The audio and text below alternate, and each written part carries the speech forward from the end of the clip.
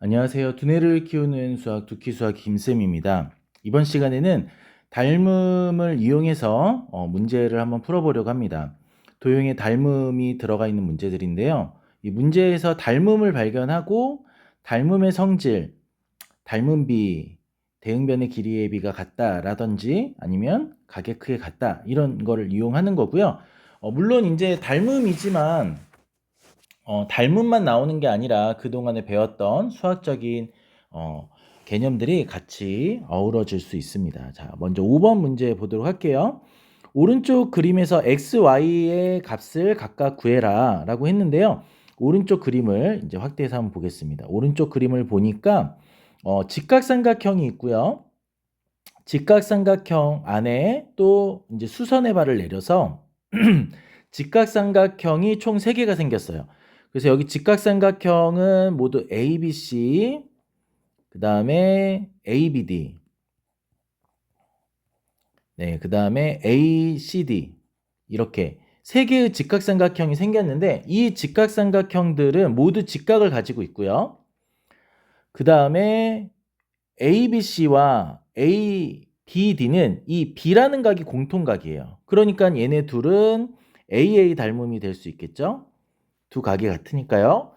그 다음에 ABC 삼각형과 ACD 삼각형은 직각인 것과 C각을 공통으로 가지고 있습니다. 그래서 얘네 둘도 AA 닮음이에요. 그러니까 결국은 이 세 삼각형이 모두 닮음이다라는 것을 알 수가 있습니다. 네. 그 다음에 이제 ABD랑 ACD도 직접적으로 닮음이라는 걸 설명할 수가 있는데요. 둘 다 직각을 가지고 있고, 그 다음에 여기 각을 점이라고 한다면 여기 X라고 하는 각, 점하고 X는 더하면 90이 되겠죠. 네. 삼각형의 세 내각의 합이 180인데 그 중에 90 직각을 뺀 나머지 두 각이니까 90이 되는데 여기도 90이잖아요. 그러니까 여기도 x랑 점으로 이루어져 있을 거라는 거죠. 그래서 이 점과 x가 이렇게 있고 그럼 여기도 마찬가지로 A, B, D 삼각형에서 직각을 뺀 나머지 두 각의 크기가 모두 90이 돼야 되니까 여기도 x. 그래서 요 둘도 AA 닮음이다라는 것까지도 우리가 설명할 수가 있습니다. 자, 그런데 어쨌든 우리가 이제 닮음이라는 걸 발견을 했으니까 이제 닮음의 성질, 닮음이라는 걸 발견했으면 이걸로 닮음의 성질이 사용이 돼야 돼요. 사용할 수가 있다는 거죠. 근데 이제 문제들은 다 그거를 사용하게끔 나옵니다. 성질. 닮음의 성질 중에서 오늘 구하고자 하는 거는 이 x하고 y예요. 길이네요. 길이. 변의 길이. 그러면 닮음의 성질 중에서 길이랑 관련된 거는 대응변의 길이가 같다라고 하는 길이의 b가 같다라고 하는 내용이 사용이 되겠죠. 그렇게 연결이 되는 거죠. 가까운 부분이. 자, 그럼 이 세 삼각형 중에서 어떤 삼각형을 볼지를 우리가 결정을 해야 되는데 여기 ABD 삼각형이 정말 너무 좋은 삼각형이에요. 왜냐면은 이 ABD 삼각형은 어떤가요? 세 변의 길이가 모두 주어졌어요. 이렇게 A, B, D. 삼각형은 세 변의 길이가 12, 5, 13으로 주어졌어요. 네. 13, 12, 5 이렇게 대표적인 어떤 직각삼각형의 세 변의 길인데 13, 12, 5로 이렇게 주어졌기 때문에 이 삼각형을 무조건 이용해야 돼요. 그 다음에 XY를 가지고 있는 삼각형은 네, ADC죠.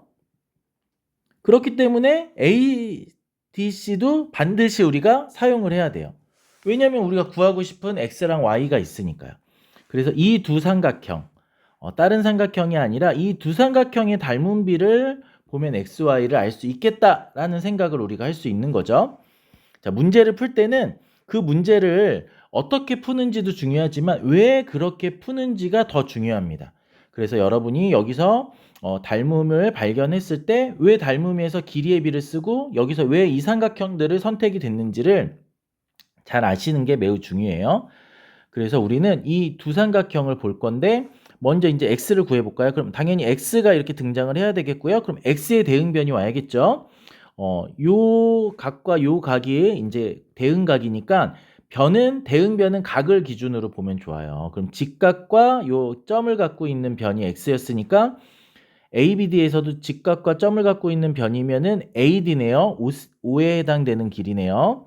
대응변의 길이를 이렇게 쓰고 그 다음에 X 작은 삼각형에서 X를 사용했어요. 그럼 또 다른 변을 봐야 되는데 Y가 있고 O가 있고 이렇게 세 변 중에서 하나를 선택해야 되는데 Y는 모르는 거니까 모르는 거에다가 또 모르는 걸 갖고 가면 더 어렵겠죠. 그래서 이번에는 이 AD 직각과 요 X를 갖고 있는 변.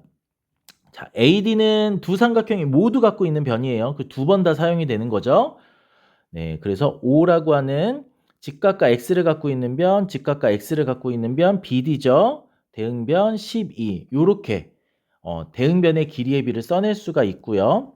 자, 이거는 이제 비례식이니까 이 식을 이제 내항의 곱, 외항의 곱, 비례식의 성질을 이용해서 12x가 12 곱하기 x가 5 곱하기 5랑 같다. 25죠.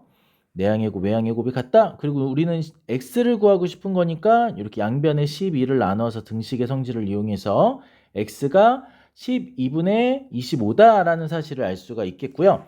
자, 우리 이제 두 번째 식은 이 위에다 써볼게요. y를 이번에 구해 볼 건데 y의 대응변은 x랑 5를 갖고 있는 ab가 되겠죠. 13이 될 거고 또 마찬가지로 이번에도 x를 알아서 12분의 15라는 걸 알았지만 5가 훨씬 쉬운 숫자죠. 그래서 우리는 5로 가는 거예요. 네, 그래서 5는 12랑 대응변이었죠.